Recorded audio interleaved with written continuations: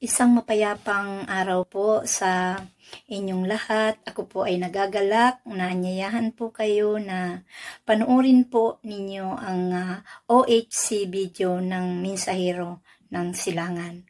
Sapagkat kakaiba po itong mensahe na inyong matutunghayan at maririnig dito po sa mga video niya.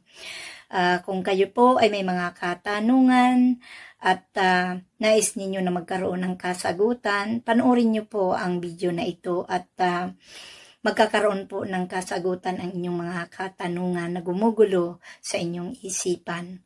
Tayo na, panoorin po natin at ituring po ninyo itong pagpapala sa inyong buhay kung ito po ay naging malinaw sa inyo at nasagot ang inyong mga katanungan na gumugulo sa inyong isipan. Sapagkat ako po ay masasabi kong pagpapala ito sa buhay ko sapagkat dito po nasagot at nagkaroon ng linaw ang aking mga katanungan.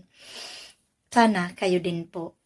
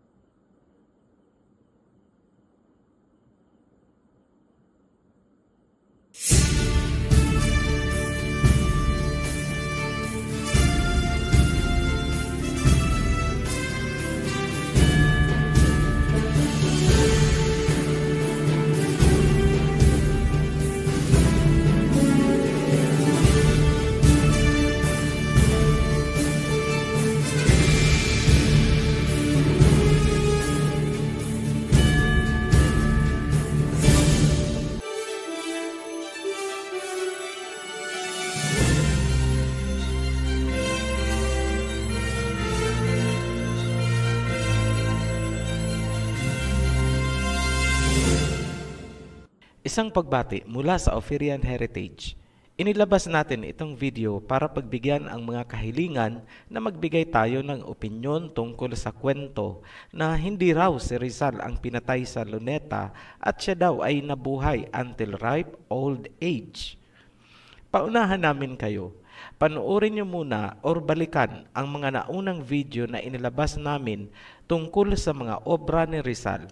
Kasi kung wala kayong background at hindi nyo naarok ang totoong lalim ng kanyang mga ginawa, hindi nyo maa-appreciate ang argument na aming inilalabas dito sa video. Nasa description po ang link to the playlist.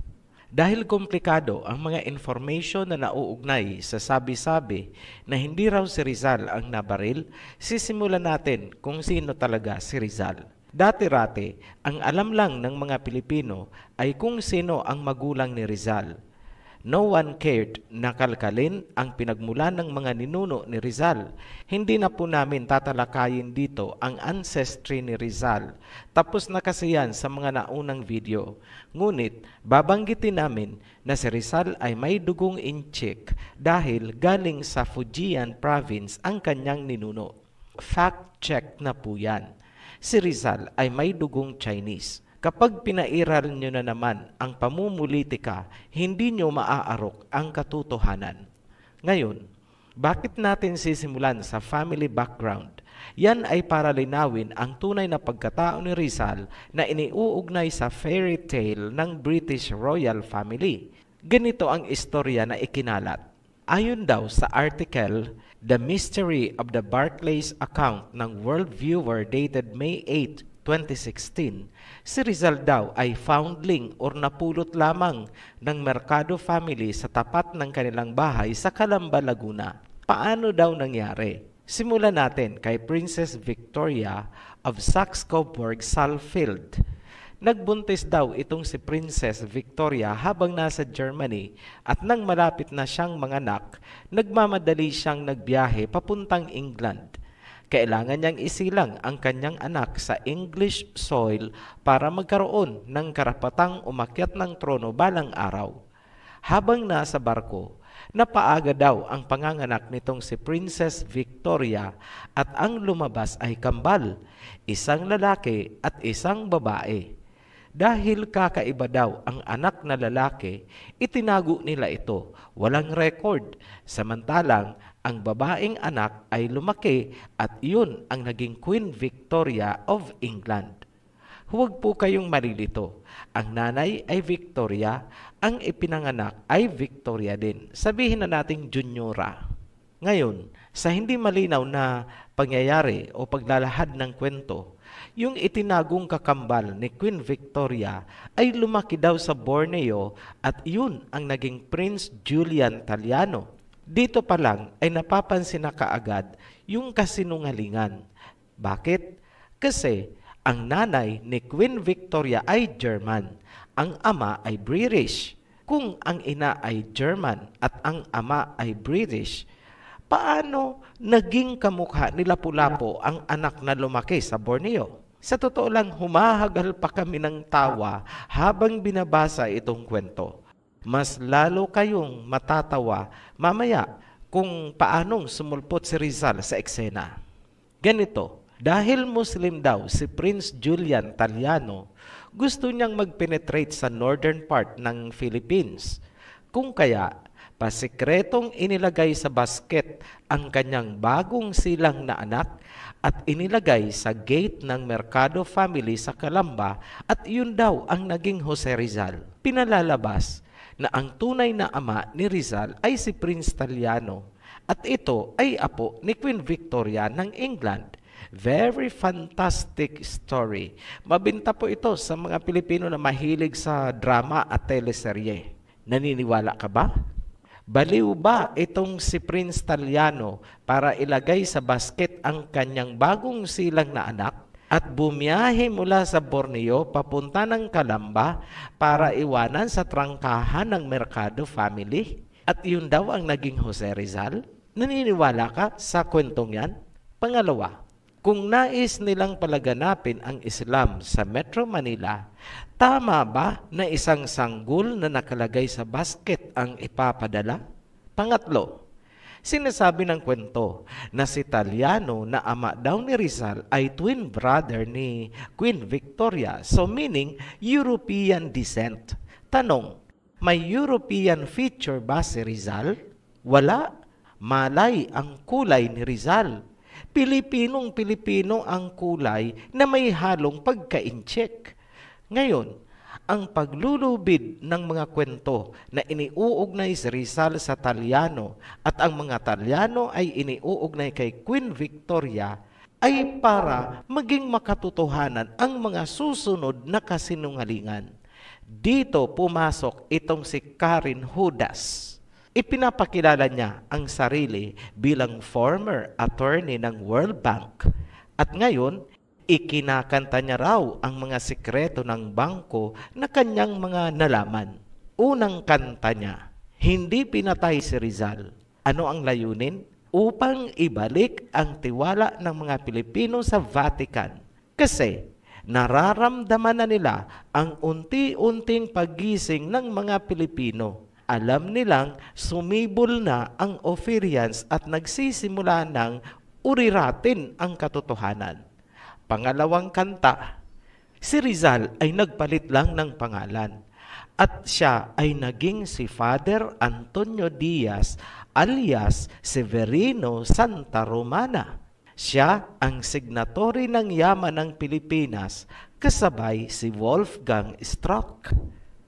Ano ang totoo? Itong Antonio Diaz alias Severino Santa Romana ay isang paring Jesuit na nagkukunwari bilang Jose Rizal. Tandaan nyo, until the end, ang mga sinulat ni Rizal ay puro pagkalaban sa mga pare at sa simbahan.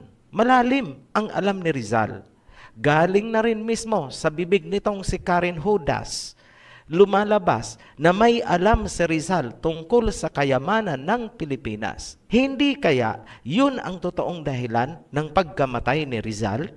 Ngayong wala na si Rizal at sumisingaw na ang sikreto at alam nilang magagalit ang mga Pilipino sa Vatican, kaya pinalalabas nila na hindi nila pinatay si Rizal. Siya si Father Antonio Diaz alias Severino Santa Romana. Isang pare. Tanong, kailan pa naging pare si Rizal? Hindi ba't isinusuka ni Rizal ang doktrina ng simbahan? Tapos ngayon, palalabasin sa kwento na nagpari si Rizal? Patawa talaga, no? Pangatlong kasinungalingan, si Wolfgang Strack, ang co-signatory ni Rizal alias Antonio Diaz at Severino Santa Romana sa kayamanan ng mga Pilipino. Lumalabas na itong si Wolfgang Strack ang naging trustee o humahawak ng kayamanan ng mga Pilipino. Ang totoo, kung si Rizal nga ay si Antonio Diaz alias Severino Santa Romana, ito ang tanong. Ipagkakatiwala ba ni Rizal sa isang German ang yaman ng mga Pilipino? Tandaan nyo, alam ni Rizal kung ano ang naganap sa Berlin Conference. Alam niya kung paanong nahuthut ang kayamanan ng Afrika at nagdusa ang mga Africans dahil sa Berlin Conference na pinangunahan ng Germany. Tapos, ipagkakatiwala ni Rizal sa isang German ang yaman ng mga Pilipino? Baliw ba si Rizal para gawin yon? Panoorin nyo ang buong Rizal series para maunawaan nyo itong tungkol sa Berlin Conference na sinasabi namin. Pang-apat na kasinungalingan nitong si Karen Hudas. Sinabi niya na ang World Bank ay kontrolado ng mga powerful extraterrestrial alien species mula sa ibang planeta. Ngayon, simpleng pag-iisip, common sense ha, kung totoo ang sinasabi ni Judas na powerful aliens ang kumokontrol ng World Bank, bakit buhay pa siya hanggang ngayon? Nag-iisip po ba? Ano ang totoo? Pinagtatakpan ni Karen Hudas ang mga totoong serpent seeds na nasa likod ng pagkukontrol ng World Bank at world economy. Panoorin nyo ulit ang Creation Series at Babylon Series para maunawaan ang serpent seeds na sinasabi namin. Sila ang pinagtatakpan ni Judas, kaya gumagawa siya ng alien fantasy story.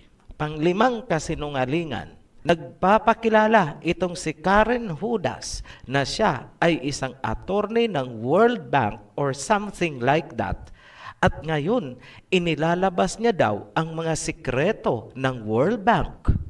Kung totoo man na siya ay konektado nga sa World Bank, gaya ng kiniklaim niya, bakit hanggang ngayon malaya siyang nakakagala mag-public speaking para ilabas ang mga sekreto ng bangko? Ano ang nangyari sa Bank Secrecy Law ng Amerika? Bakit hindi siya sinasampaan ng kaso for violating bank secrecy? Take note ha, hindi ordinaryong bangko kundi World Bank ang pinag-uusapan natin. What made her exempted sa paglabag ng bank secrecy law? Nag-iisip po ba kung bakit hindi makasuhan itong si Karen Hudas? The truth will set you free. Si Karen Hudas ay bahagi ng propaganda machine na naglalayon na lituhin ang mga Pilipino sa pamamagitan ng paghahasik ng maling impormasyon. Ang mga impormasyon na galing sa kanya ay ikakapahamak ng mga Pilipino. Paano namin nasabi? Ganito kasi yan. Kunwari, ginamit ng Philippine government ang impormasyon na galing kay Hudas. Siyempre, pagdating sa court trials, lalabas yan na bogus. Ano ang gagawin ng World Court? Idideklarang spurious ang claim at gumagamit ng mga fake documents and information. Perjury at contempt of court ang magiging kaso ng Philippine government. Kanino galing ang mga impormasyon? Kay Karen Hudas. Ngayon, ano ang epekto sa mga susunod na claim? Hindi na tatanggapin. Idideklara ng korte na sarado na ang kaso at hindi na tatanggapin ang anumang usapin na may kaugnayan sa pag-claim ng sinasabing deposit ng mga Pilipino. Paano na mga Pilipino? Nga, nagpapaniwala kasi kayo kay Karen Hudas. In short, itong si Karen Hudas ay pakawala para maghatid ng mga bogus information na magpapahamak sa mga Pilipino. Kuha niyo po ba? Ngayon, bakit ganito ang analysis natin kay Karen Hudas? Unang-una, kung talagang totoo ang information niya at sincere siya na tulungan ang sinasabi niyang humanity, bakit hindi siya makipag-ugnayan sa mga presidente ng bansa in a legal capacity? For sure, hindi siya tatalikuran ng ating presidente. Bakit hindi niya isama yung Wolfgang Struck na sinasabi niya and both of them tumayo sa World Court as star witness to support the Philippine government? It's been 10 years na puro ngaw-ngaw sa YouTube at speeches na walang kinatutunguhan kundi lituhin ang mga Pilipino. Bakit hindi siya makipagtulungan kay Imelda na alam naman natin siya ang next to Ferdinand Marcos? Siya ang may hawak ng mga documents na ginamit na nga sa trial sa New York. Simple lang, di ba? Hindi yan gagawin ni Karen Hudas na tulungan si Imelda. Bakit? Puro propaganda ang ikinakalat nitong Karen Hudas. Baka sakaling may kumagat sa kanyang mga pain. Ngayon, ito ang challenge namin sa inyo. Try to research kung ano ang koneksyon nitong Karen Hudas at Wolfgang Struck sa mga kabbalistic banks in the world. The truth will set you free. Hindi sana kami mag-touch tungkol dito sa mga wealth ng Marcoses kung hindi lang na-involve ang memory at reputation ni Rizal. Bilang konklusyon, mas malinaw ang mga dahilan para patahimikin si Rizal kaysa buhayin at mag-set up ng World Bank at gawing signatory itong si Wolfgang Struck at spokesperson itong si Karen Hudas. Si Antonio Diaz alias Severino Santa Romana ay pari. Si Rizal ay hindi pari. At hindi gagawin ni Rizal na makipagsabwatan sa mga pari. Huwag kakagatin ang bitag ni Karen Hudas. Si Jose Rizal ang pinatay sa Luneta. Period. Muli kaming nagpapasalamat sa mga patuloy na nagsusubaybay sa ating mga videos. Sana nasagot nitong video ang mga request at mga tanong at mga agam-agam tungkol dito sa usaping hindi raw si Rizal ang pinatay sa Luneta. Sa mga subscribers, welcome to our heritage. Be blessed. Shalom. At kung nasagot po ang inyong mga katanungan at kayo ay nasiyahan, paki-like and share lang po. Nasa baba po ang link. Follow the link po. Thank you po.